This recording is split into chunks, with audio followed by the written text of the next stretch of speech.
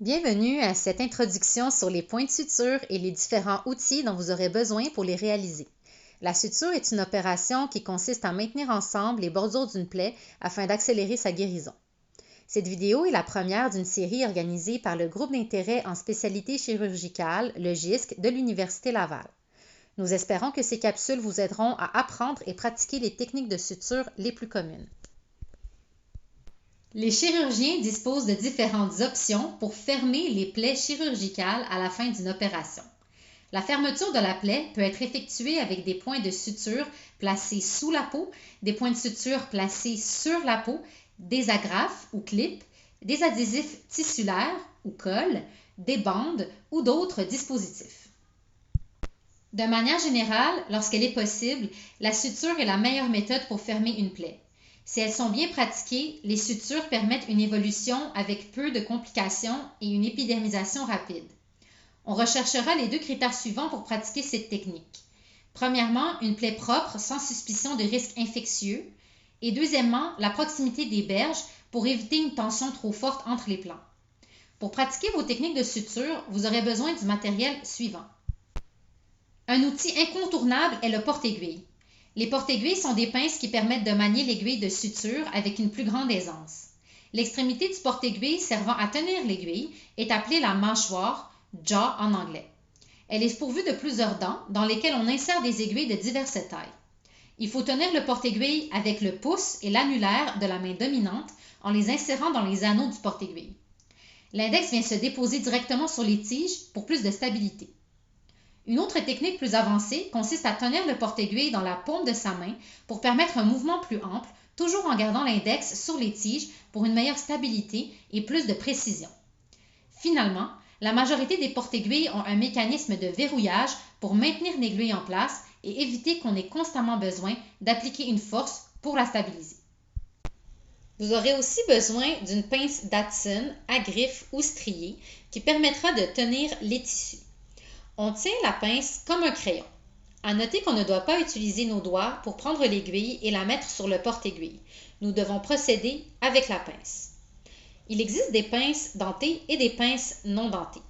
Mentionnons rapidement que les pinces dentées, Dachshund par exemple, sont utilisées pour soulever la peau. Cela dit, on n'utilise jamais de pinces dentées sur les nerfs, les vaisseaux sanguins, les intestins ou autres viscères, car ce type de pince peut les endommager. Vous aurez aussi besoin de ciseaux pour couper le fil du point de suture réalisé afin de continuer la suture. On va vous expliquer maintenant comment manier une aiguille. Tout d'abord, il est important de ne jamais toucher l'aiguille directement avec ses doigts.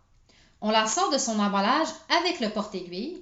On vient ensuite saisir l'aiguille avec notre pince pour la placer convenablement dans notre porte-aiguille, généralement aux 2/3, 1/3 de sa surface, avec un angle de 90 degrés ou plus.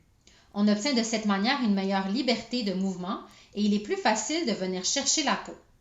La forme et la courbure de l'aiguille dépendent de la profondeur du site à réparer. Deux critères sont à prendre en compte pour les aiguilles, leur taille et leur forme, ronde ou triangulaire, qui dépendent souvent du type de plaie. Regardons ensemble la description sur l'emballage de l'aiguille. Premièrement, la taille de l'aiguille indiquée sur la boîte correspond à la longueur de l'arc décrit par l'aiguille de sa pointe à la jonction avec le fil. La courbure de l'aiguille est indiquée par la proportion d'un cercle qu'elle représente. 3/8, 1/2, 5/8, il en existe plusieurs. Par exemple, on utilise d'habitude une courbure 3/8 pour la peau, 1/2 pour les cavités profondes et les espaces étroits, et également les 1/2 courbes en endoscopie, 5/8 pour la cavité nasale, etc. Deuxièmement, la forme de l'aiguille est importante à considérer. Il y en a plusieurs en clinique, mais les plus fréquentes sont la forme ronde et la forme triangulaire. L'aiguille ronde est peu traumatique et ne déchire pas les tissus, c'est donc l'aiguille de choix pour tous les viscères. En effet, la moindre déchirure au passage du fil peut entraîner une fuite autour du fil. Dès que le tissu à suturer devient plus riche en collagène, que ce soit un tendon, la ligne blanche ou la peau, il peut être difficile de passer à travers avec une aiguille ronde et on préférera alors une aiguille triangulaire pour une meilleure pénétration dans les tissus, comme c'est le cas ici. Vous remarquerez qu'il est écrit « reverse cutting », ce qui fait référence à l'orientation du triangle formée par la section de l'aiguille. C'est la forme la plus fréquente. Dans ce cas, la base du triangle est orientée vers l'intérieur de la courbure de l'aiguille. De ce fait, le danger de couper à travers les tissus avec l'aiguille est nettement diminué et le trou formé par l'aiguille forme une large portion de tissu sur lequel vient s'appuyer la suture. Notez qu'il existe également plusieurs types de fils. Sauf pour certaines interventions spécifiques et exceptions, l'utilisation des fils non résorbables est réservée à la fermeture de la peau. Idéalement, il ne faut pas utiliser de fils résorbables pour la peau, ils créent plus d'inflammation et la cicatrisation est donc plus longue et l'esthétique en souffre. Sachez qu'un fil peut être tressé ou monofilament. De manière générale, les monofilaments non résorbables sont le plus souvent employés pour les plans superficiels, alors que les fils tressés résorbables sont plus adaptés à un plan profond. Vous aurez remarqué que notre fil est un monofilament. Le monofilament est résistant, mais moins malléable et il prend moins bien la forme des tissus. Il se défait donc plus facilement. Quant à lui, le fil tressé est plus résistant et facile d'utilisation. Il est aussi plus facile de faire des nœuds avec le fil tressé. Par contre, il est aussi plus traumatique pour les tissus qu'un monofilament et expose davantage au risque d'infection. Pour la peau, il est associé à une plus grande inflammation et permet aux bactéries de migrer de l'extérieur vers l'intérieur de la plaie. On préférera donc le monofilament.